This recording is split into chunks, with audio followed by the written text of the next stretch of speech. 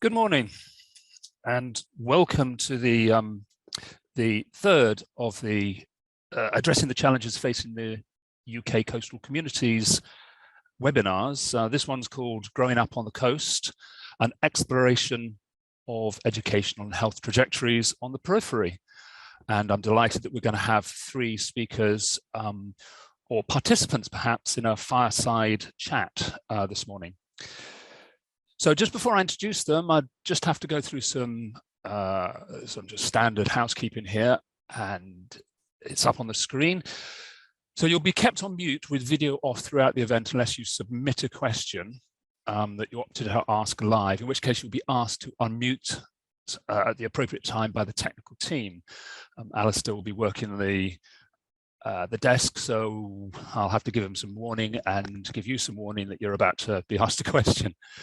Please use the question and answer function to ask questions to the panel. This will be monitored by the host, and please upvote any questions that you're particularly interested in. That will give me a chance to make sure that the best questions are brought to the fore.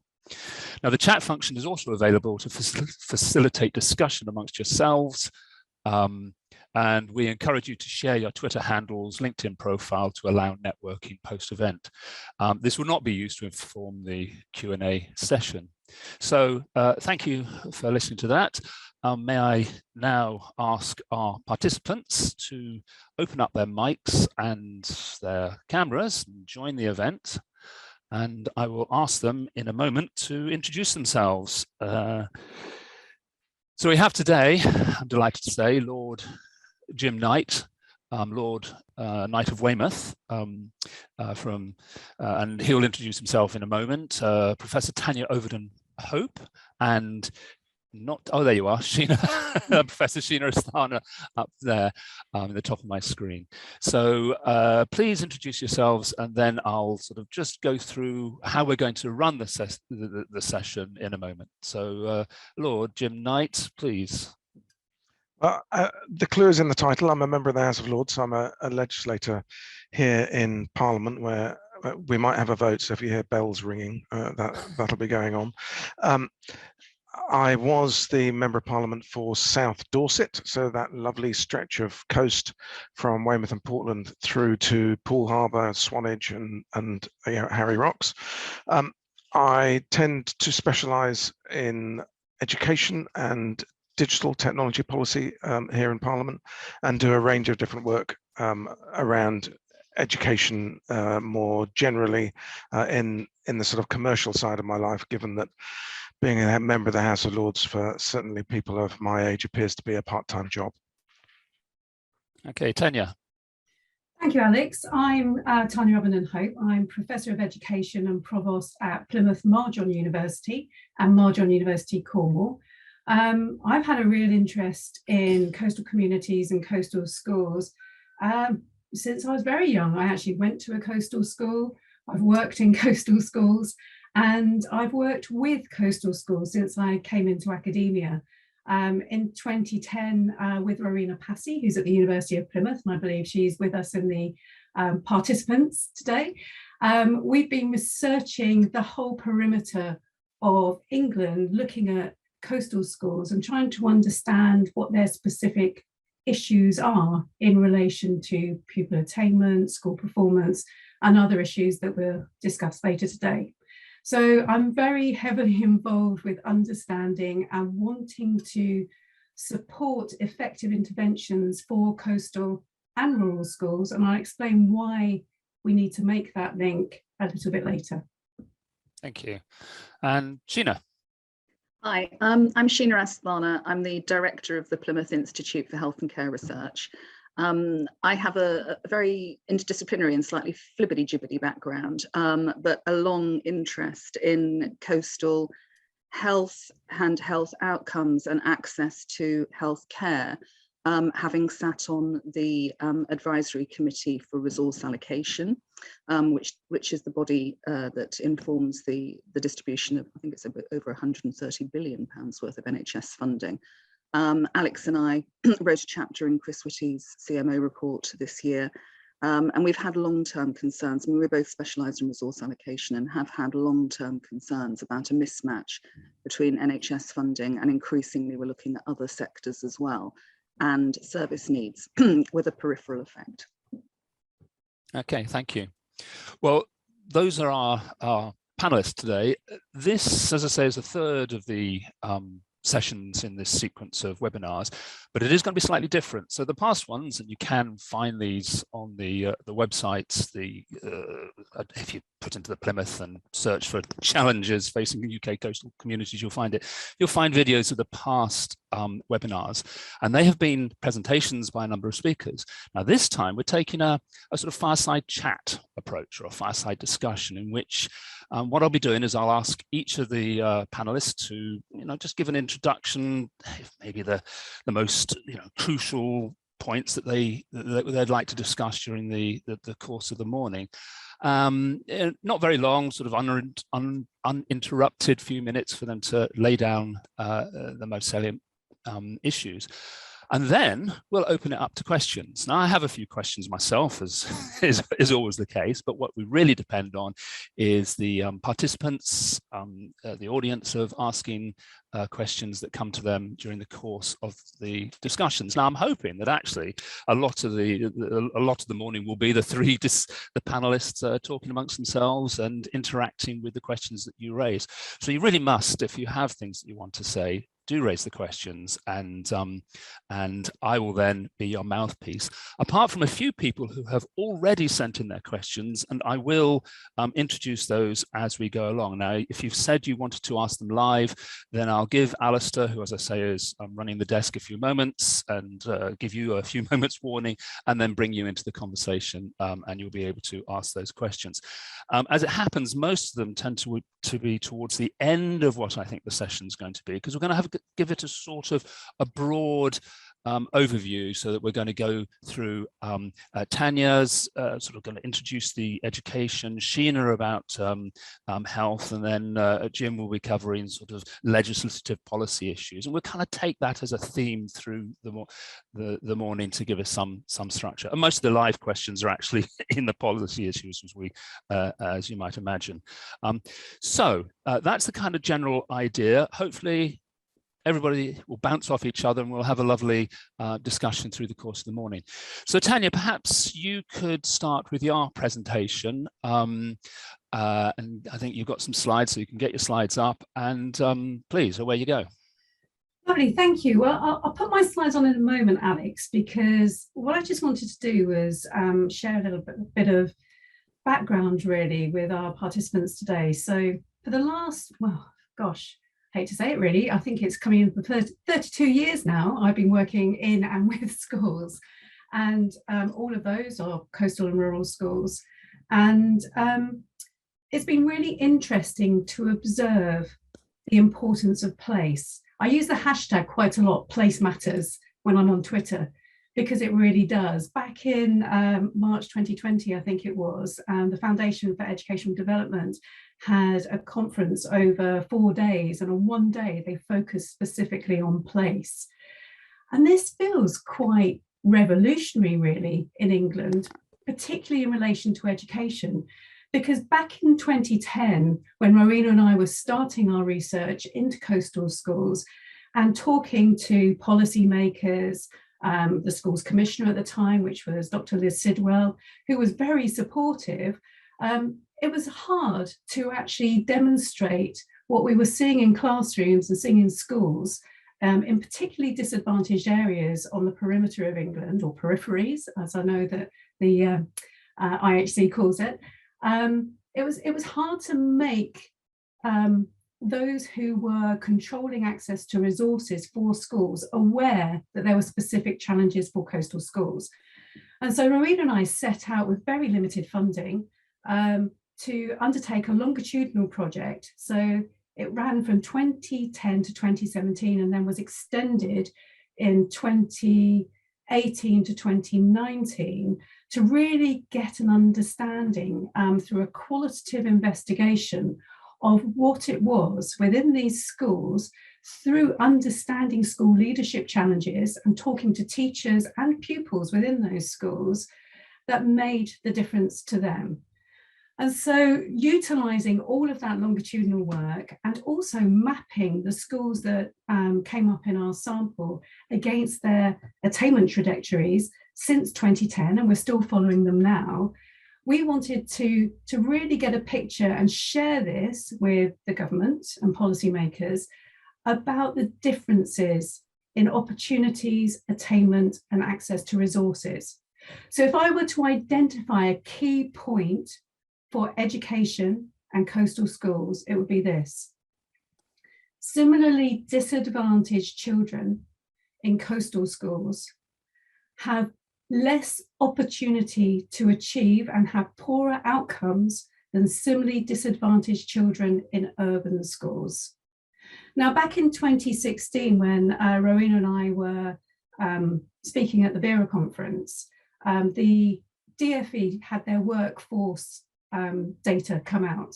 And in that workforce data, they actually stated that there was no difference in issues relating to resources for schools in coastal schools compared to all other schools. When we disaggregated that data, what we actually found is that in all other schools, they actually included rural schools. And this is why it's important to understand where coastal sits in relation to rural. And if you take out rural schools from any DFE workforce data, you can see that rural schools and coastal schools have quite clear similarities in terms of their access to resources, and it's a disadvantaged position compared to urban schools. And this is what led Rowena and I into an investigation around what we've conceptualized as educational isolation.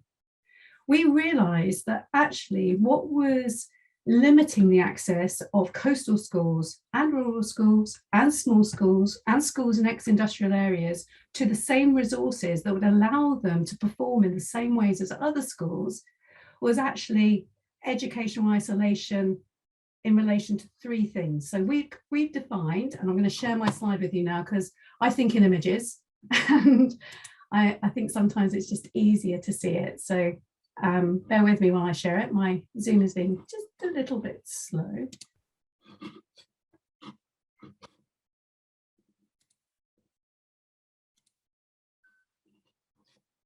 Is that sharing with you?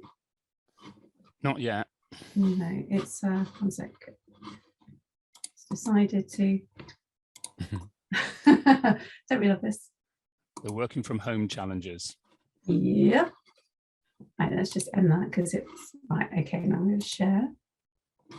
And excuse my, there was a chapter there that I might share with you in a moment.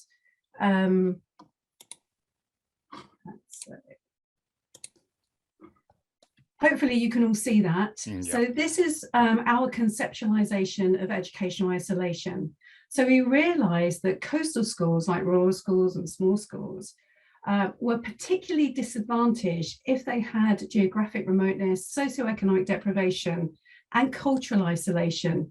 Now, cultural isolation is the hardest one to measure, as you can imagine, but it's a lack of access to both the resources that come from a normal, I'll put that in inverted commas, urban experience, so accessing things like leisure centres and museums within easy distance, but it also includes a lack of opportunity to engage with cultural diversity. Socioeconomic deprivation is easy to measure and clearly identified within these areas. And geographical remoteness, back in 2010, we had to define what that meant. And at the time, we used 5 miles from the coast and the trajectory to the nearest urban point. Over time, our measure has changed and been used as 5 kilometres. And at the moment, I'm working with, so is Rowena, we've got a PhD student who is actually identifying a multi-index of criteria that will be used to model educational isolation very explicitly. But at the time, we identified that these were key factors that limited schools' access to resources.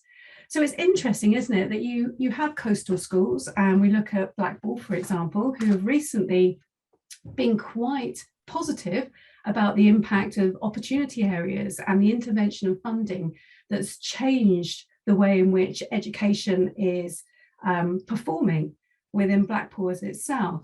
But Blackpool has more geographical connectedness than many of the more isolated coastal communities and coastal schools.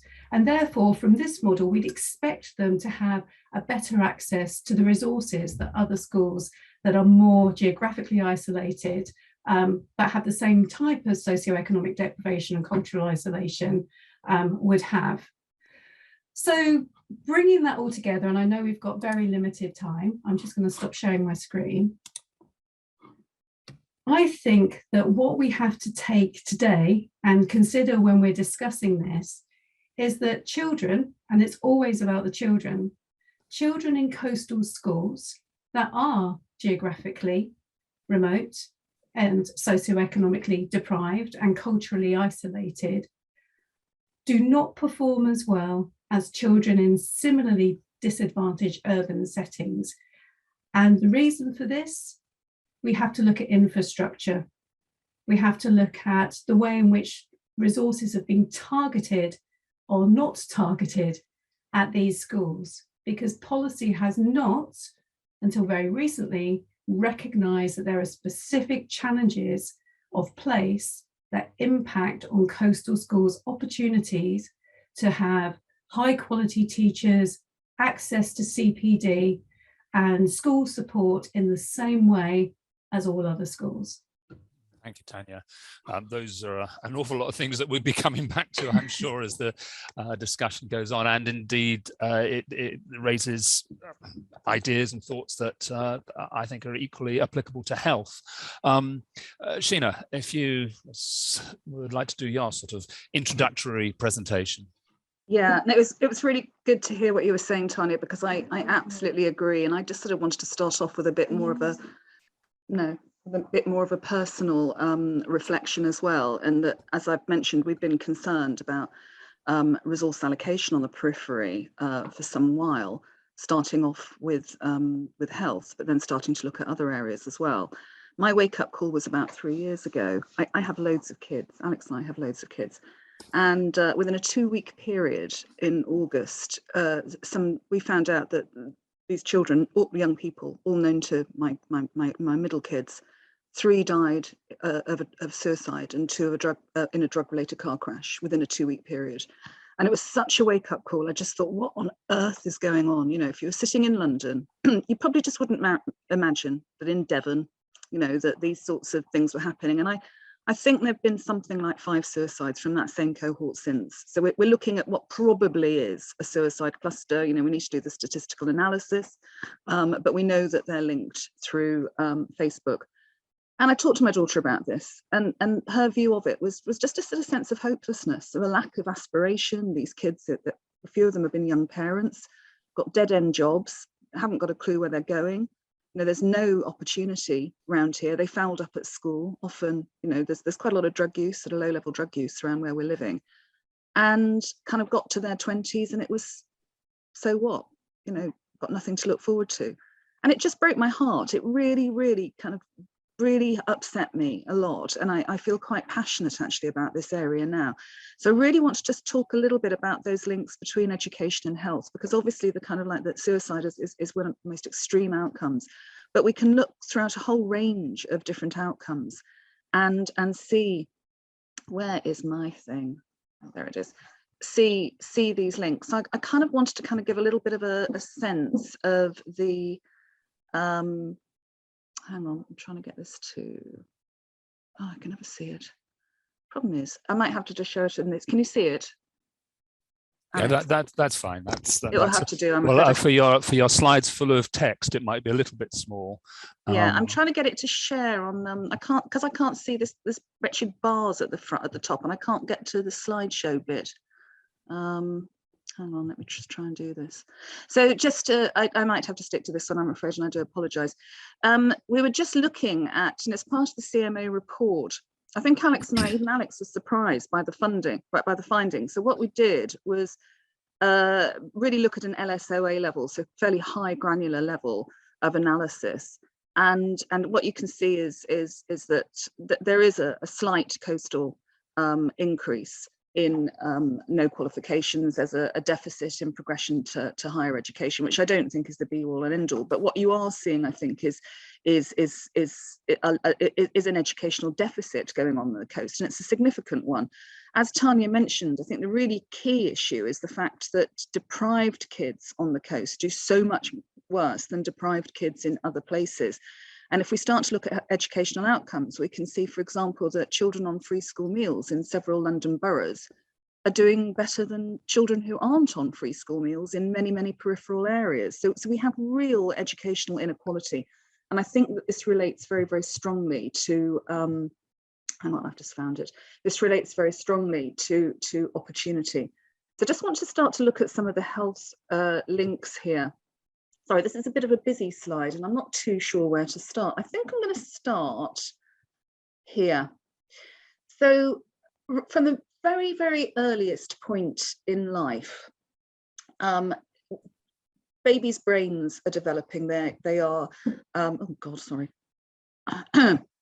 They're subject to, they might be getting exposures of cigarette smoke, or stress causes a huge amount of has a really big impact on birth weight. So from the very, very earliest time in life, we are literally affecting the development. Things are affecting the development of the developing baby. And, stress and smoking are both independently related to low birth weight. And we know that stress and smoking are also related to issues such as financial stress, relationship stress, etc. So people who are living in socially economically deprived circumstances are already, or babies who are in the womb who are growing up are already at disadvantage. We can see this in early babyhood from differences that we know exist in socioeconomic terms with regard to breastfeeding.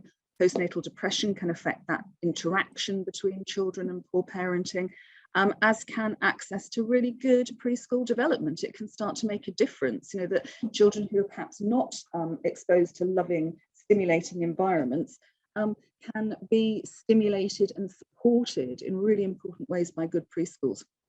Now, the reason this is important is because we're knowing more and more and more about the role that exposure to adverse childhood experiences plays in determining a whole range of outcomes. Now, these aren't just health outcomes.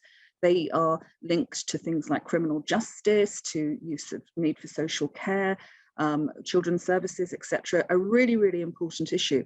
Recent estimates have suggested that exposure to ACEs, this sounds absolutely crazy, but the recent estimate is that probably contributes to about £42 billion a year in health and social care spending. So we're talking about increased risk for chronic disease through psychosocial stress, increased risk of substance abuse, a whole range of things. Now, this again becomes quite important because when you are living in early disadvantage, the way in which your brain develops changes. We start to see changes in emotional regulation. We start to see changes in cognitive development. Kids arrive to school, they're not ready for school cognitively. They may already be developing some behavioral issues. They're not going to get very much out of school. They label themselves as kids who just aren't right for school. Educational capital plays a role in this. If your parents have never got anything out of school and have no expectations of school, perhaps they're going to push slightly less. And what we find is by the time you get to secondary school that you may have just developed those nothing to lose attitudes, things like, maybe exploring drugs, exploring alcohol, etc., start to come into play in your teens. And the earlier you start, the more likely you are to carry on with that. So as I showed in the previous slide, we have remarkably high levels, very, very significantly higher levels of admission for self-harm, aged 10 to 24 on the coast. We also have significantly higher levels for hospitalization for drugs and alcohol use under 18 on the coast. So we're seeing this happening already. We are seeing this circular trajectory of disadvantage already manifesting itself in peripheral patterns. And of course, what this goes on to do, and the reason I'm talking about education and health is that I genuinely feel that education is the key, the most important modifiable determinant of health inequalities. If we get in at preschool development and we actually manage to improve children's outcomes, not only does that mean that you're more likely to get a better job, you're more likely to have material assets, so a better house, better food, a whole range of things. You're less likely to have chronic psychosocial stress, which we know both contributes to risky behaviours, but is also related to chronic disease through inflammation. So we start to see a sort of circular pattern going on here, that parents who are already disadvantaged maybe don't have the capabilities to address the disadvantage that their children are experiencing when they're growing up. And part of this is the whole, what Tanya was talking about, that educational isolation. And I just think I used to, whenever I was working in London, I used to sit on the 137 bus from Clapham into Westminster, and you could just see those social, cultural, economic opportunities around you. You could be a kid on that bus and know that education could get you somewhere. You know, trying to organise work experience for my kids around here, and it's the local school or a farm. I mean, there's very, very little else for them to do. So that lack of aspiration, the lack of knowledge about working opportunities is a real problem. And I think it is leading to a sense of hopelessness, a little bit the way in that we were seeing in ex-industrialised areas such as the Rust Belt, where those traditional industries have just left and people are missing what's next. So what I try to do is actually really indicate that there's a whole set of interrelated factors. It's not just about education and health, that they are really, really important. And I know that Jim is going to talk about the policy aspects, but I do feel it's worthwhile pointing out that there have been huge gaps in funding. Now, the latest school formula is narrowing those gaps, but London has benefited enormously. And I think the lesson I would take from that is that actually, when you really do fund education to a very high level, look what you can achieve. You know, what we call the London effect, that remarkable turnover from a region that was amongst the worst educationally performing, sorry, the dog is woofing very, is wagging its tail very loudly, to the region that is now performing the best, I think shows what we can do when we really invest resources here. I think there's also another really interesting evidence, and on RCT levels, there is evidence, it's modest, but it's significant, to suggest that mentoring can be a really, really powerful intervention. So for kids who lack any idea about external opportunities, what about introducing them to those big London firms who are doing great corporate outreach as part, usually in London. So 36% of mentoring organisations work in London. Now, why aren't they working on the coast through digital means? We know that there are health inequalities. So despite the fact that the CMO report in the chapter that we did indicated far and significantly higher prevalences of disease, that we have, we do not have the requisite number of staff to match that disease. Housing, I think, is a really important issue. I've mentioned in the previous slide the fact that we all know that, particularly in coastal resorts, that moving vulnerable populations to HMOs is a real problem. But it's also really interesting to look at the variation in social housing, that, local authority social owned housing is much, much higher in London than it is, for example, in the southwest. Transport expenditure, we all know about that. And I think perhaps if we could link some of these coastal communities better to transport, they may have a better opportunity to economically transform themselves. This is getting onto the policy agenda, but I'm still quite worried that rather than talking about peripheral inequality, we're still slightly obsessed with the north versus the south. And that is me done. So how do I stop? Sheena? Thank you, Sheena. I have to say, just before we started, I thought an hour and a half, that's quite a long time, but I had forgotten just how academics can talk. Now let's see how members of the House of Lords do. Jim, would you like to give an introduction to your sort of contact with this world and thoughts? Yeah, thanks, Alex. And it's great to follow Sheena and Tanya, who, yes, have that academic evidence and weight to their comments, whereas I go more for breadth than depth, I suppose. I'd start off by saying, I was Member of Parliament in South Dorset, living in Weymouth. My two kids went to the local state-funded secondary school up the road. It wasn't actually a great school, and I was schools minister at the time, so it was all slightly awkward at times, particularly when I put the school into National Challenge. But those are the realities. And the first thing I think is really important to say is it was a great quality of life living there. And there is a wonderful quality of life living in coastal and rural areas. But the disadvantage gap that Sheena and Tanya has talked about is very real. And I could see that in my surgery in Weymouth. You know, the difference between the caseload that I had for the seaside town of Weymouth and essentially the former port community of Portland, as pretty industrial, former industrial sort of communities, compared to the rural areas that I represented, was pretty stark. Now, it is clearly true that if you are disadvantaged in a rural area, if you're disadvantaged in a coastal area, then I can see that your disadvantage is more entrenched than it would be in bigger concentrations of disadvantage, because the services that support you when you're disadvantaged just aren't there. They're not as agile, they're not as robust. That's not to say that life is easy in Lewisham, where I now live, for people who have disadvantage and poverty, but I do think there's something that the others have talked about that is particularly entrenched. And one of the ways I saw it was when my son, you know, when he finished school, he got his A-levels, he went off to university, my daughter did the same, and people of my socioeconomic and educational background, their children all pretty much did the same, and they've never come back, pretty much.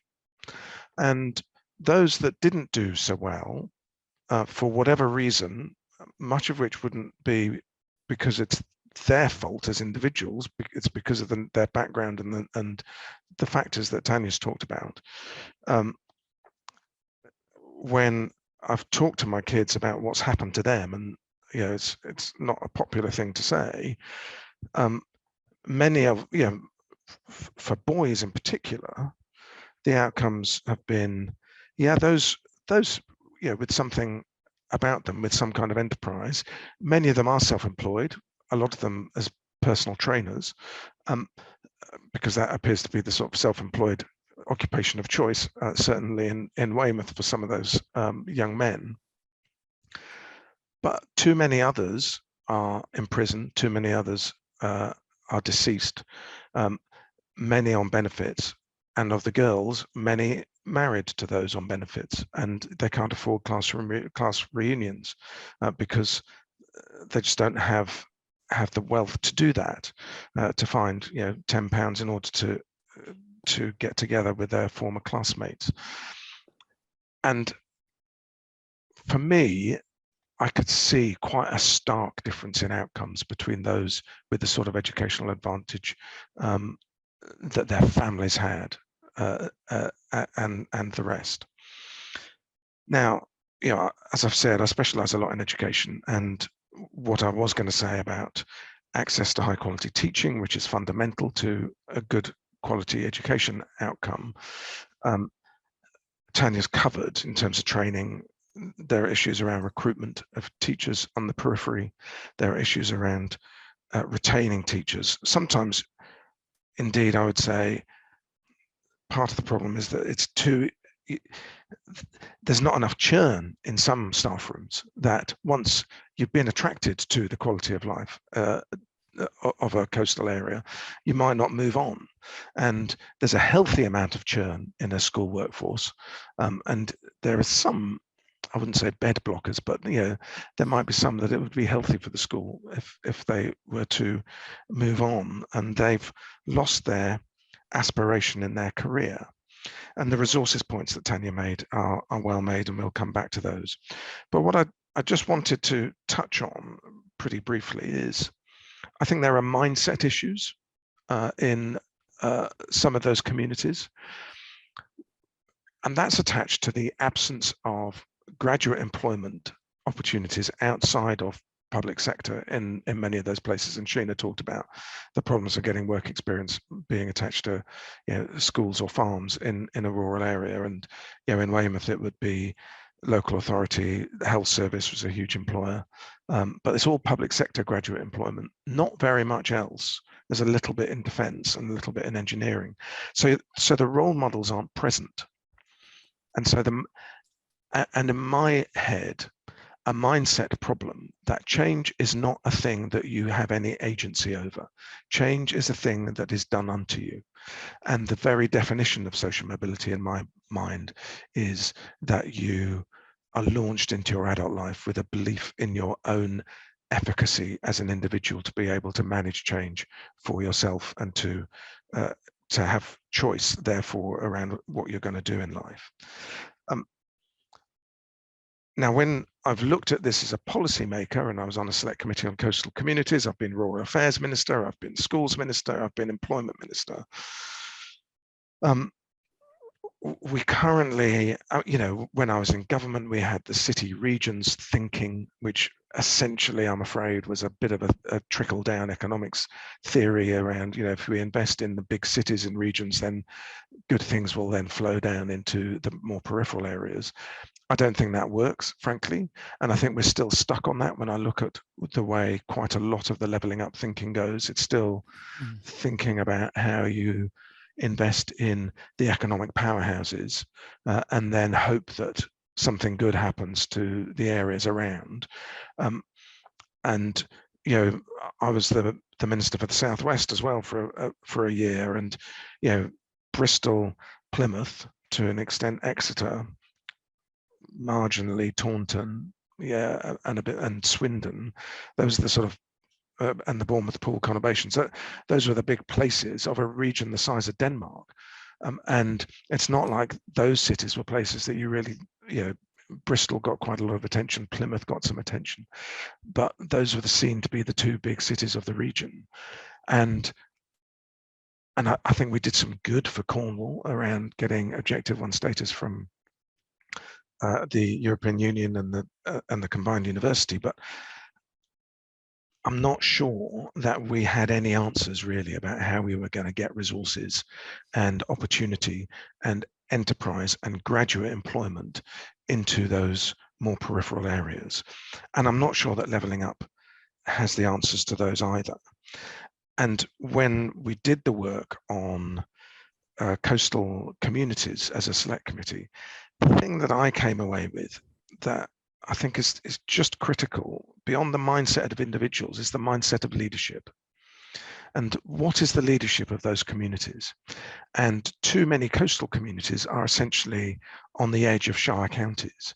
And those shire counties will have a mindset and a leadership around that is, yes, it's fairly conservative with a small c and normally a big C as well. But I'll focus on the small c, but where they're trying to hang on to the quality of life and the rural way of life that people are familiar with and comfortable with and have grown up with, and with quite a romantic vision of what that's like.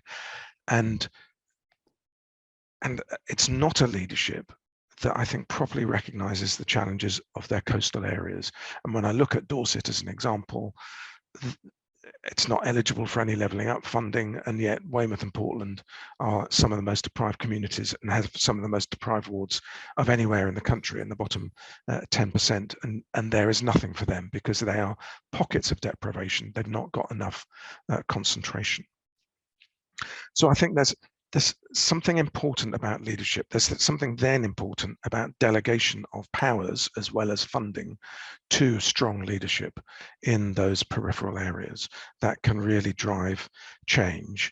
And then I think things like how we build all age education services in those places, how we have access to quite often non-university routes to higher education levels of learning, how we use technology better to manage the problems of distance and the problems of being away from the centre, I think are key, so that fundamentally we can start to grow economies in those places where there are graduate jobs, and so that people who are growing up in those places can see that, yes, they might want to go away, but they also might be places that they want to come back to, because there are great opportunities for them to enjoy the wonderful quality of life that they know is there, but economic opportunities to own their own home, to be able to advance, to provide in turn a better opportunity for their children than they were able to enjoy when they were living there.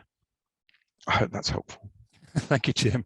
A vast array of issues there, quite a lot of thoughts about what needs to be done. I think ideas about how it's achieved is obviously a little bit more difficult, and we'll rotate round to policy, the legislative future, and what we might be seeking for in a minute, or later on this morning. But to hang to our sort of idea of starting with the education and going through to the health and to the policy and the future at the end. In terms of the questions, actually, no, this first question is everything. So I'm hearing you all talking about coastal, and I'm wondering if you're talking about coastal or if you're talking about peripheral. And I mean, it's clearly not the smell of the sea that has some crucial factor there. I don't know if you, any of you, all of you, you've all got your mics muted at the moment. Any of or all of you have got anything to say about whether it is that really you're talking about peripherality rather than coastal, and that perhaps the reason for this, the reason why that's important, is because there's a danger perhaps of setting up an argument with deprivation elsewhere. That are we saying that there's something particularly disadvantaging about being on the coast, or is there something disadvantaging about being in peripheral areas? And that might widen the debate about how to support and who to support. Thoughts? And I think, Alex, both are factors. So the fact that you're on the edge of things, the fact that if you're on the coast, you're by definition, there's not a 360-degree set of opportunities. There's 180-degree, because the rest is sea, unless you want to go into fishing or other marine occupations. It is a factor. So, you're at the end of the road, you're at the end of the track, and transport links aren't as great because the transport has to be extended specifically to your community because it's not on the way to anywhere else. Those are real, and those are proper factors. But it's also one of the other aspects of coastal communities is, if they're seaside resorts, they've got a lot of the features of former industrial towns because of what's happened in respect of the tourism industry and the growth of overseas tourism from the glory days of seaside resorts, although they might have had a bit of a resurgence during COVID when no one was able to fly so much. Some of the port towns will have some of the and the port communities will have some of the similar features. And then you also have a sort of demographic imbalance, in Weymouth and Swanage and some of those other places that I know well. You've got a lot of asset-rich people who've retired there, and that pushes up house prices. And you've got second homeowners further pushing up house prices to be by the sea and to be by the coast. But those asset-rich pensioners are not income-rich. They haven't got that much money to spend on the day-to-day, and because they're on fixed incomes, they're anxious about how that's going to work. They're particularly anxious at the moment because of inflation, and then the final bit that I think, and you're right to point out, I don't think we should try and set ourselves up in conflict with concentrations of disadvantage in urban areas where there are very real problems of poverty, and where educationally you've got very different challenges. You've got migrant communities, lots of teaching of English as an additional language, but migrant communities also bring a mindset which I think often is really positive. It's it's a mindset of wanting to get on, of ambition, which is quite a different mindset to, if you like, a traditional white working class or disadvantaged community where it's much more settled. There might be a bigger history within the family of benefit dependency, where just the mindsets are different. And I'm not making any judgments about those different mindsets, but they're just different in respect of what you're dealing with when you're educating people. Okay, Sheena, yeah. Yeah, no, I absolutely agree with you about the geographical isolation and the transport issues. And I think that decline in traditional industries, I think that there are small towns which are undergoing very, very similar issues, which are peripheral, but not necessarily on the coast. However, I do think that there is something about cultural dislocation and a sort of sense of being left behind. And I thought it was very interesting that you talked about the English as a second language, because I think certainly the last time I looked at the statistics, children for whom English is a second language actually perform better educationally than children for whom English is a first language. And as the child of first generation immigrants, I can completely understand that. And I sort of laugh with my colleagues about this, who also, and I've got a friend who's Jamaican, and I didn't have quite as hard a time as him. And if he came back with poor school results, he'd literally get beaten around the head. But I mean, there were very, very high expectations about your education. That was the reason our parents moved to start off with. You know, so I actually have a very strong feeling of migration being a real asset, you know, that migrants are assets. I feel that very strongly. And just related to that, I totally agree. I was talking to, so I think we've sort of used BAME as a bit of a distraction, and I don't like the word BAME as somebody, again, I think it's a catch-all. Everybody who's not white goes into this category. It's quite insulting, actually. But I was talking to somebody who worked for a mentoring company in Bristol, and she was very interesting. She said that whenever they actually rolled out some of their mentoring activities in Bristol city centre itself, the Somali community were absolutely queuing up for support. They were just so keen to get any support that they could for their kids. Went down to Western, nobody interested. Now, I don't know why that is, but there are, you know, and it's a tricky one. It's a very, very tricky issue. But I think we've got to start maybe being a little bit more honest about people on the periphery. And it's not a BAME issue. It might actually be a white disadvantaged issue. And that's tricky, but we perhaps need to be straight about it. Yeah, okay. Tanya? Yeah, I mean, it's interesting, isn't it? Because I shared our conceptualization of educational isolation, and geographic remoteness was part of that, which is what I think you mean by on the peripheries or on the edge of. And I think it is an important factor because of those infrastructural challenges that being on the periphery or being geographically remote enhances really for those communities. I think it's also useful, if you don't mind me sharing another slide, this is why I sort of didn't go through them before, because I thought they might pop up in different questions. If I share a slide with you that shows really the size of the issue. So I'm going to try and do that now. And I'm sorry that it takes a little bit of time. Let's see. Hopefully that's working. Are you seeing my slides? Yep, that's fine. Okay, so Rowena and I have written a chapter for a book that's taken a little while to come out with some colleagues in Australia, and they asked us to look at the impact on rural education in England of being really not on the periphery, but in a disadvantaged position. And so when we were doing the research, we tried to find out the size of the problem.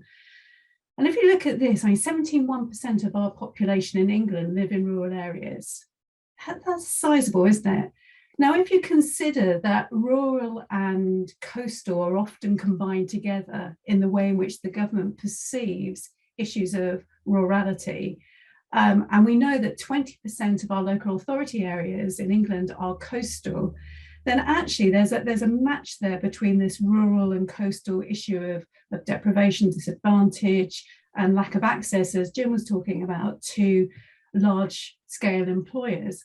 You know, I know that in Cornwall, where I live, we were very pleased to get Objective 1 and then convergence funding, but actually that was all related to skills. So it couldn't be used for school resourcing. It had to be used from further education into business as a way of kind of generating and refreshing an economy that would hopefully give opportunities for children and young people to stay within Cornwall. which is why in lots of ways Brexit was disappointing, because we've lost access to all of that funding that was shoring things up. If we look at schools within the rural and coastal, we can see that 19% of primary schools and 16% of secondary schools are within rural conurbations. And if we look at that as an image, you can see all the green on the map is countryside living of local authorities.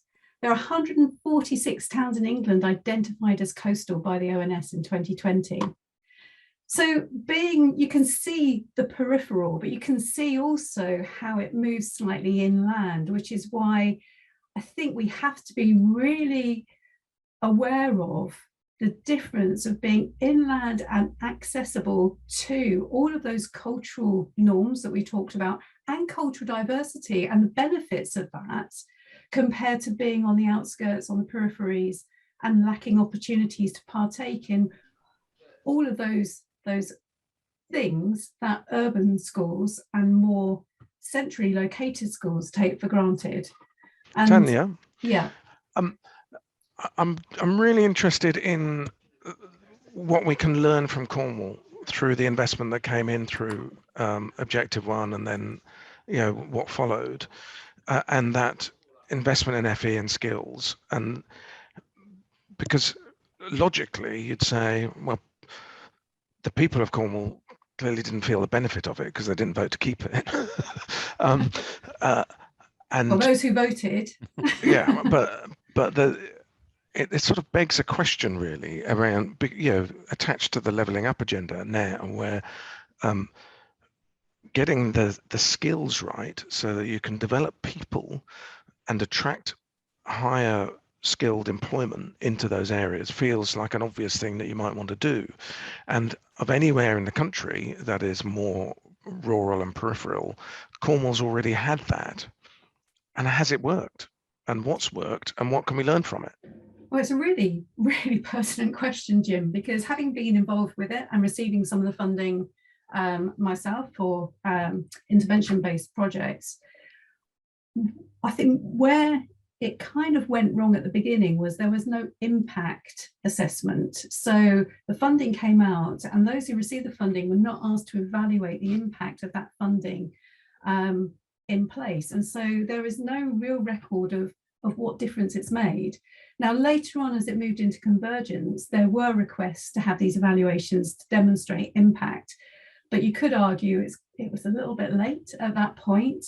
There was lots of working together through the LEPs, so the local enterprise partnerships, to identify key areas for economic development within Cornwall. So that included the increase in digital technology and creative technology. And we can see some real change as a consequence of that. The digital economy in Cornwall is strong and is continuing to be strong. So, for example, Cornwall College now has the, I'm going to get the name wrong. They've got a whole new building, and I think it's called the Fibre Centre, which is effectively a hub for digital creativity within Cornwall. Yeah, I think it's so this has been a big emphasis in Cornwall, who I think kind of really prioritise digital investment as a growth strategy. Can I just reel back slightly and talk about the difference between coastal and rural? In that I think place really does matter here. So Tanya, if we think about Cornwall, it's quite unusual in that it's one of these sort of beggars' mantle surrounded by gold places, and that it's actually your coastal areas that are probably doing better and your inner rural areas that are more deprived.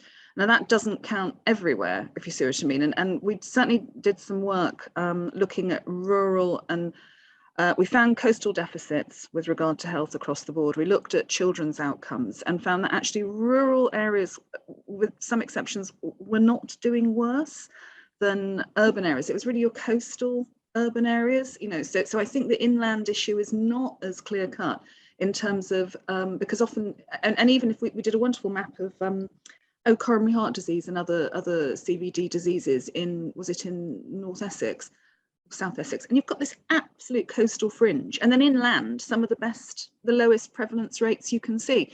So actually it's really granular.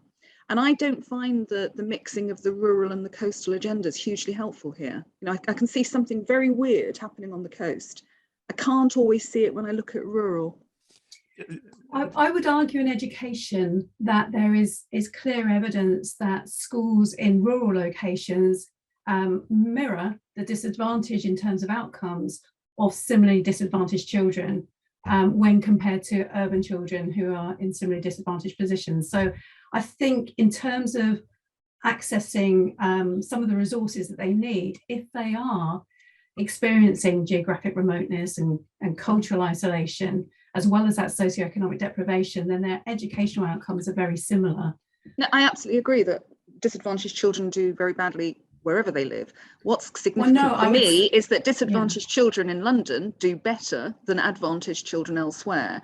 And I'm not sure that there's a rural disadvantage. I think there's a definite coastal disadvantage. So if you look at coastal kids, there is a definite gap between, you know, it's a much bigger gap. It's the same with rural children. Okay. Yeah. So yeah, in terms of education, it's definitely the same. And I would say in terms of that sort of golden coast of Cornwall, it's seasonal. So we have lots of income coming in during that seasonal period, but the poverty that exists as a consequence outside of season is huge. We also have cold spots and hot spots as defined by the Social Mobility Commission.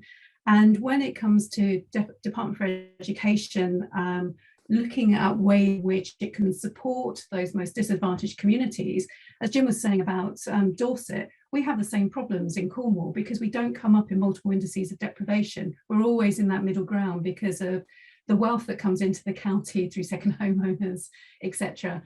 And it disadvantages those areas, those really deprived areas and wards that need it. Yeah, it's the lack of granularity in that analysis. Yeah, I think I'm right in saying if you on the front at Morecambe up in Lancashire, if you're at one end of the seafront, the life expectancy is 10 years different to the other end of the seafront, and there's quite a lot in the chat talking about housing and home ownership. You know, in Weymouth by the station. It's so often by the station, isn't it? We have those concentrations of HMOs, and that will be a feature of a lot of coastal communities, where they're places because of the way that those towns developed. You know, in Weymouth's case, during the Georgian and Victorian eras as seaside towns, with quite a lot of housing to deal with the economic base of the place. Much of that accommodation is our HMO. That then attracts, it's the cheapest place to live in Dorset. It attracts people who need cheap housing. That then creates a concentration of disadvantage and a concentration of difficulty in might even not even be a ward. It might just be a polling district that's just radically different to 800 yards down the seafront to a place that's extremely desirable and expensive to live in, full largely of retired people. That's just a reality of so many coastal towns, which I think is very different to the rural ones, to take Sheena's point. Now, that's not to say we don't have big problems of second home ownership crowding out local people who might want to stay and raise families in some of those villages too, and where the economics of housing development don't quite work because while you might have access to land, I don't know, and you might be able to do something with rural exception site policy in housing, and you might be able to do something with self-build or community land trusts. It's really hard to get the sorts of volumes and to access things when second home owners have priced out the general market, and that creates just further imbalance in those sorts of communities that perhaps you don't have in larger conurbations. Sorry, just to come on that, my daughter has just held me up by sort of saying, well, hang on a minute, what about places like King's Stainton? And I know that if we're looking at rural areas, again, you get those concentrations in market towns, but it's so difficult because you need to work at such a granular level, as Jim says, to start to pick up those patterns. But I've found, I mean, I've been sort of doing rural advocacy stuff for quite a long time, and it's often quite hard on the basis of the data that's available to make that powerful argument, whereas what's kind of quite clean cut about the coast is these very clear patterns. So I think, again, it kind of links into that policy issue and how you can best make the case, you know, that the data are slightly easier for coastal. Chris Whitty, in his coastal report this year, he made, and in talks that he's been given, he's been making the key point of getting the data at a very granular level. And if you don't know what the problem is, you can't address the problem. You can't see the problem. You have people telling stories about what it was like at one end of Morecambe Beach, and you can hear that. But if you've got the data there, you can really see it. You really can start to address it. And I think the great thing about his report was that attention to the local detail. Now, my problem here is that as time passes, I've got questions here that I've got to get in. Lyra Dimitri has asked a question about higher education, which I'll get to in a moment, just giving her and Alistair on the desk a few moments of warning that she'll ask that question live. But Jo Sloman asked a question of, well, not really of Lord Knight, but of everybody, but raising from something that he said. She says, Lord Knight talked about delegation of powers to leaders in peripheral areas making a significant difference. And I'm raising this now because you're talking about Cornwall. She or he says, in Cornwall, the council has expressed its interest in a county deal. Which powers do you think would have the biggest impact on improving opportunities and changing mindsets? So in other words, we're slightly moving here, and I hope we'll sort of shift the conversation more generally towards the policy issues in the last half hour, less than half hour now. So what powers would be most useful for improving opportunities? I mean, Cornwall, we've been criticised by being somewhat southwest or south coast focused in this, and that we just have to apologise that that's where the area that we know the best. But my instinct, and the reason why I asked Tanya the question about skills and the impact of quite a lot of skills and FE investment in that particular part of the country, is I think there has to be a lot to be gained by much better delegation around skills funding to local leadership, so that it can align far more closely to the economic development thinking that's going on, so that not only are you looking to how you develop the supply side of the economy in terms of, you know, infrastructure and spaces for location and so on and so forth, but also how you build the sort of, to use the horrible jargon, the skills pipeline that will attract those people, so that they can then, you know, decant out of expensive locations like here in London down into places, or up into places around the country that are more peripheral, confident that they'll get much cheaper cost of premises. They will get skills that they can retain, as opposed to a big churn in skills. You know, employers based within the M25, they're going to churn people rapidly. The cost that they're then paying to recruiters is ridiculous. We can collapse all of that if we can make them confident that they can relocate into some of these other places and build businesses in some of these other places on the periphery. And to me, that is all about access to talent, and whether, because once, you know, the likelihood is that these people, as they are in schools, once you attract them, it's hard, but once you attract them, they will stay because they love living there. It's a great quality of life. It's a great place to bring up your family, but selling the place is hard. We can do that if we delegate all of the powers needed to build the economy of a place down to local leadership. Tanya, I think you were. Yeah, no, I would add to that as well. I think Jim's right. So if we, because I know about education, if we look at the opportunity areas, so North Yorkshire coast, we got north of it, and Blackpool opportunity areas, the investment in there was not just for education, it was for skills development and working with businesses. So joining up, as Jim said, the local needs and the local plans for economic recovery.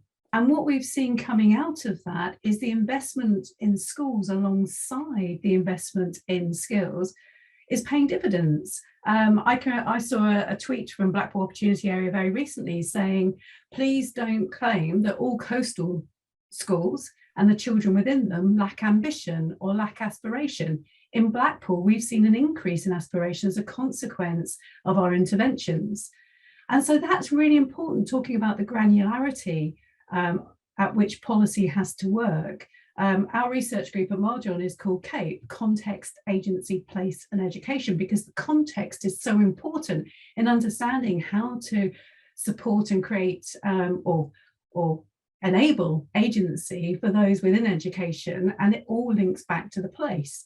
So it's really, really important that we have contextualized policy that targets resources where they're needed in the way that they're needed. Yeah. And yeah, Blackpool really benefits from having one of the best FE colleges in the country as a real magnet for excellence around development of skills. Blackpool also benefits from the fact that it's a unitary authority, and therefore it gets a good allocation of resources because it is a kind of that spatial concentration of coastal deprivation is acknowledged in the formulae. When you're talking at sort of local authority level, when you've got very, very mixed areas, it's much more difficult to do that. Can I also say that I think it's really, really, I mean, these sorts of interventions are incredibly important, and I think digital ones are very interesting because I think that digital jobs have the highest multiplier effect in terms of job creation and money brought in. One of the concerns about that is that you're then bringing in middle class digital people into your area, raising the house prices and not necessarily helping the local population to skill up. So one of the issues that we have to do, and there's some really interesting work going on about STEM. I think there's some really interesting work going on about different educational curricula that perhaps appeal more to children from less middle class backgrounds and who don't see necessarily the point in the traditional curricula, that we really do need to reach out at primary and secondary school level to help kids understand these opportunities, because even after 14 with regard to STEM it seems to be a bit too late, you know, that kids are making these decisions quite early. Sheena, STEM's really important. The reality of it in schools is it's S&M. There's not enough applied learning. The technology and the engineering is virtually absent. But when it comes to digital, the opportunity to grow your own talent is really striking. Yeah, qualifications are pretty much incapable of keeping pace with the skills that are needed in the digital economy, and so there's innovation needed in how we develop that. Now, there's a school for developing software engineers that's opened here in London, and there's no reason why it couldn't open anywhere else, where there's no prior attainment required. You apply by playing a game on a browser on your phone for 2 or 3 hours to assess cognitive potential. You then enter a month where you are learning as you would learn if you are enrolled successfully as the other filter, and it's a teacherless environment, so it's peer-to-peer learning. You know, the pedagogy is, if you don't know the answer to the problem, then ask the person on your left, and if they don't know the answer, ask the person on your right, and if they don't know the answer, ask Google. And they're developing skills very successfully. It's somewhat gamified in the approach. It's got an embedded relationship with employers. It's free. 2-year course at the end of which I've seen that. I agree. Yeah, at the end of which you're guaranteed a job with an average starting salary of somewhere over 40 grand. And the perfect thing about that is because it's digital, it can reach out to these children who are geographically dispersed on the coast. And I absolutely agree with you. And I think we should be really investing in those sorts, or supporting those types of school schemes, but also actually those digital mentoring schemes to try to bring children even to think about those kinds of opportunities. You know, that I think we need to get in really early to start changing aspirations, but we can't just change aspirations without building expectations as well. You know, if we can't change the realistic expectations, it's really not fair on people. But no, I'm with you on the digital completely. Okay. Training. Yeah, so bringing it slightly back to this, the issue of sort of moving forward and the policy, and actually looking back to a question that Catherine Aber has got about the discussions that have been going on about this for quite a while. So Catherine, you raised a question that you'd like to ask. If you'd like to put your microphone on there and ask away. Okay, so I'm asking really in more of a personal capacity than as an academic, because I was brought up on the coast in Bridlington in East Yorkshire in the 1980s, and there's no issue you haven't mentioned, apart from the second homes, which still doesn't really occur there, that wasn't an issue then. And in fact, it was probably worse then, it's probably got better. So I wondered, like, how do we, now people have noticed, how do we keep the momentum? Because it's taken such a long time for people to actually pick up on this, that people at the coast knew all along. In fact, you don't really know until you leave. You don't know any different. That might be an issue as well, but that was a long time ago. I agree with you, Catherine, but for me, it's like I'm slightly stunned by the belated way in which people are discovering coastal disadvantage. But I think if you go back to the 1970s, where there was a rediscovery of urban inner city disadvantage, and then a lot of research and policy coming out from that. And I do think that things, I hope, maybe I'm being a bit naive, but I do hope that things like the CMO report will make a difference here. And if this does fit in, whatever you think about the levelling up agenda, it does fit into the levelling up agenda. It's just a case of actually trying to make those connections to say, actually, it's not just a north-south thing, it's a peripheral thing. And that is where I'm finding it's much, I mean, Jim, you're going to be better off in terms of this, but, how do you knock on the door of Tony Haldane and sort of say, mate, can we have a conversation about this? It's really important that we do that. Well, it's an interesting question. And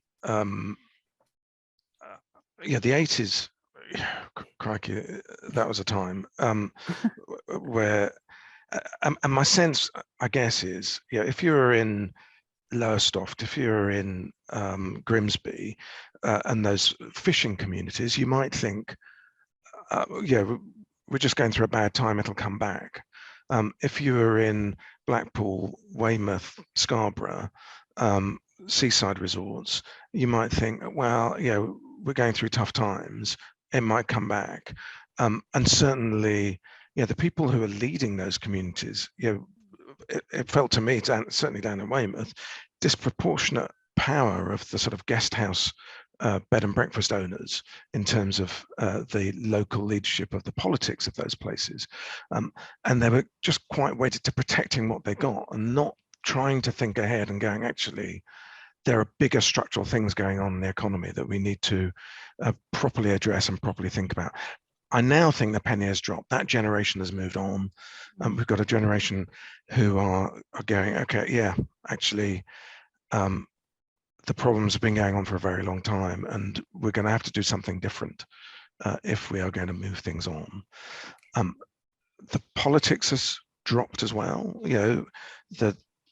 Much as a Labour peer, the red wall thing that happened at the last election was a calamity, and I do think it's a calamity in the end for those communities, because I think they were hoodwinked. But it shows you that the politics has really shifted around Rust Belt, around the coastal Rust Belt, if you like, and even the Shire counties are now less to be taken for granted. We'll see what happens in North Shropshire tomorrow by the parties that have been elected in those places. And as the politics changes, that forces policymakers to go, actually, we can't carry on the way we were carrying on. We've got to do things differently. And that then opens up opportunities to have these conversations. The biggest problem is finding the exemplars of what works. Catherine, does that give you some confidence for the future? She's gone. Oh, sorry, I thought you were still talking to Lord Knight. I think it does. Yeah, I think it's probably the turn of the seaside resorts, because as growing up, it was all about inner cities, and I think even we didn't realise that it was a deprived area too. So, thank you. Well, thank you. Jim, I'd be interested to know what you think the impact of the House of Lords Seaside Town Regeneration report was, because, you know, everybody worked very hard to collect the evidence for that. I know that I contributed evidence to that as well, but it didn't seem to have sort of overarching impact with it for policy changes. So yeah, I'd be really interested to see what happened really. Yeah, it's such a good question, and you know, sometimes I mean, that was a year of my time. Obviously it wasn't full time, but you know, it was, you know, half a day a week for a year working on that. And in the end, you're hopeful that you can get coverage, that you can embarrass the government, get profile for the issue, show them evidence and analysis, and that they'll then listen and want to do something about it. But you can't guarantee that that will happen. Now, what I hope, if nothing else, there's now more parliamentarians who have a bit of an understanding. You know, the most striking thing for me in that whole process actually was taking evidence from Roger De Haan, who has done so much for Folkestone. Yeah. And that's not about political leadership, but it is about someone bringing in a whole bunch of resources. Those who don't know the story, he was the heir to the Saga, the big business for over 50s, and he invested in his town, and he invested very wisely, and and has continued to show great leadership.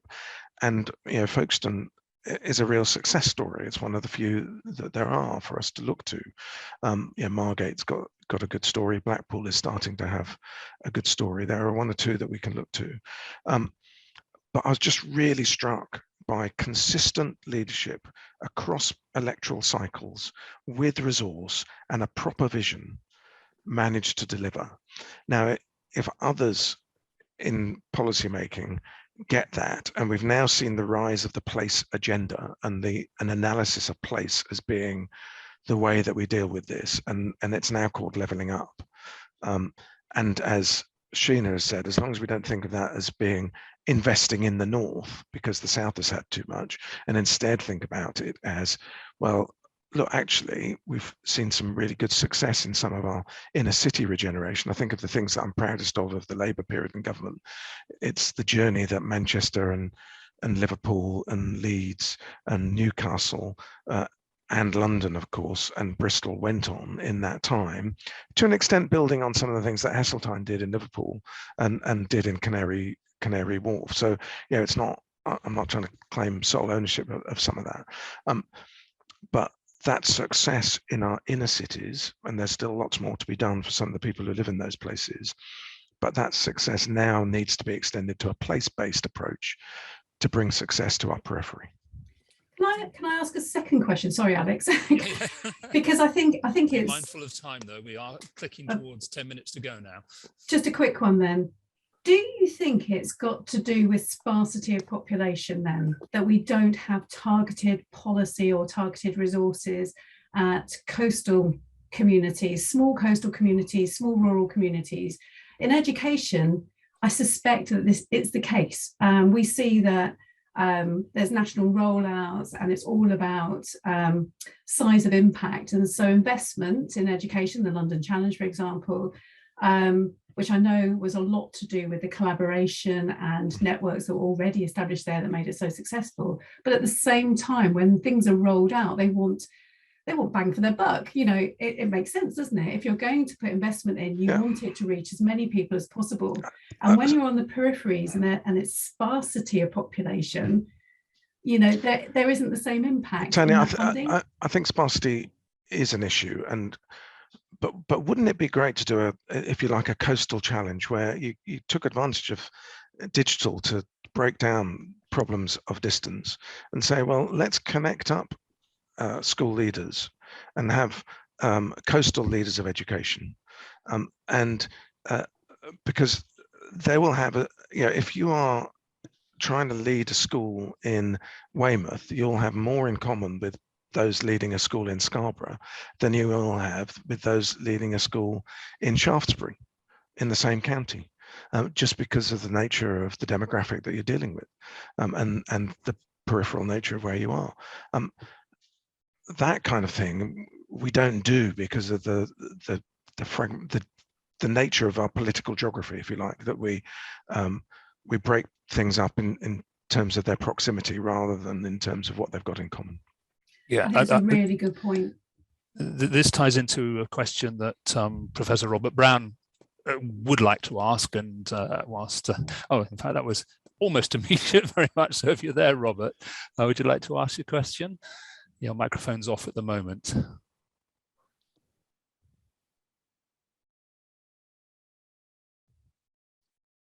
Okay. Give him a couple of seconds to get it sorted, or if not, I will ask it for him if the connection. Okay, partly because we are running out of time here, I better ask it. He says the periphery in the contemporary UK is defined economically, politically, and socially by its being disadvantaged in contrast to what much better resourced centre. A more radical move would be to restructure this relationship so that the agency of the periphery is more self-defined as opposed to having its identity and power to act defined by the centre. What might both enable and inhibit such a move? I think this is sort of, okay, I mean, we mentioned Blackpool. Blackpool was a local authority. It could speak with one voice and it was all coastal. So that was its focus. You've just mentioned, Jim, about the coast all having similar problems, but being disconnected. So how can we get around that? Well, it might be that we can get around that. I mean, it's interesting. I'm trying to unpack the question. It's Robert's probably too clever for me. Yeah, I remember we occasionally had this sort of notion of a sort of necklace of pearls along the coast, and you know, could you connect them up, and could we, you know, Weymouth was on the Jurassic coast. You know, could you have a sort of more of a Jurassic coast from Swanage all the way into the middle of Devon thing going on, or wider? That can be done informally. There's no reason why we couldn't have a coastal network of schools, a coastal network of colleges, a coastal network in terms of some of that exchange of best practice in health, perhaps. I don't know. What we're going to always struggle with is to break up the political structures, to make the political structures work on that basis. It's almost like a sort of a matrix approach where, yeah, you're going to have to work out as coastal areas how you get your fair share, an appropriate share, a needs-based share of allocation from County Hall, from your Shire Centre, and indeed then from Whitehall. But the opportunity to share expertise, to share some human resource across coastal areas might be something that that people should chase after. Can I just come in on this? Because I think it's a few things. There are some really, really good coastal alliances which are working, I think, in a much more coherent way. So there's the Coastal Communities Alliance, there's the Coastal Special Interest Group for the LGA. There's now One Coast. It's not just about socioeconomic issues, it's also about environmental issues. And of course, Sheila and I have just set up a Centre for Coastal Communities doing research around this issue. Sally Ann Hart, I don't know if she's attending this call, but the chair of the APPG on coastal communities is very alive to these issues. So I do feel that there is a kind of growing coherence. And I think that from a national perspective, that's incredibly important, because you're absolutely right. When people are arguing about fair shares, and this used to happen all the time when people were regarded as being below their distance from target, you know, although the distance from target was always a slightly problematic concept, the urban local authorities with regard to the 4-block formula at the time, or the urban local authorities with regard to the NHS funding formula, were always speaking with one voice. You know, the inner city, big cities were very, very good at speaking with one voice. And at the moment, I think that there is still room for the kind of coastal constituencies to speak with a stronger voice. But I think that that's happening. In relation to the second thing that you said, which was, it doesn't mean to say within a local authority or within what's going to be an even bigger integrated care system, so we're moving from the CCGs to the ICSs, that your resources will necessarily be divided fairly within that large political or organisational jurisdiction. I can say from the point of view of health that the ICSs will be provided with much, much more granular data from NHS England and through the resource allocation process. I don't know if that will be the case for the Department for Education, but again, these are the types of, this is the advocacy that needs to be done with the departments to explain about granularity, about variation in needs and what this means for resource allocation. So there are potential solutions here, and they're very techy, and they're all about resource allocation, but and also about advocacy. I think there's lots to be done. Tanya, your chance to have the final word, because we've got 3 minutes before we must close down. So I would just like to pick up on what Sheena said in relation to the Department for Education. So the Institute for Fiscal Studies and the Public Accounts Committee both issued reports not very long ago, about 3 or 4 weeks ago, that demonstrated that the national funding formula has not been fair, in as much as those schools with very high levels of persistently disadvantaged children, and we know that these are across the coast, have had less funding than similarly disadvantaged schools or less disadvantaged schools in other areas of England. And I put some links in the chat earlier on where people can find these data, because it's shocking that actually, if you've got a national system of funding for schools, why isn't it looking at the granularity of need for each of those areas? How can it be that schools that have high levels of disadvantage get less funding than those that don't? It doesn't make any sense, particularly. Tanya, Alex and I are writing a book about resource allocation, so hopefully you'll find out. Yeah, it just doesn't. I look forward to reading it, Sheena, because it's been a disaster really when these schools are struggling because of other issues as well. So I think, looking at funding and looking at schools and looking at the complicated system of school governance that we have now with multi-academy trusts, with single academies, with local authority schools, trying to get to a position where schools have fair funding based on need and looking at their context within their place. I still think we've got a long road ahead, but the more that we can do to raise the profile of coastal schools, of coastal communities and the disadvantages that they face in relation to their urban cousins, I think is a good thing. Thank you very much, Tanya. And on that point, with 1 minute to go, I must thank Jim, Tanya, and Sheena for a really, really entertaining, interesting conversation. And mostly, actually, well, not mostly, but as well, there's been a really, really interesting chat going alongside. So if you haven't seen it, if you haven't been following it, switch on your chat function quickly and have a look. There's an awful lot of really interesting discussion there. So to the panelists and all to the participants, thank you very much for attending, and goodbye.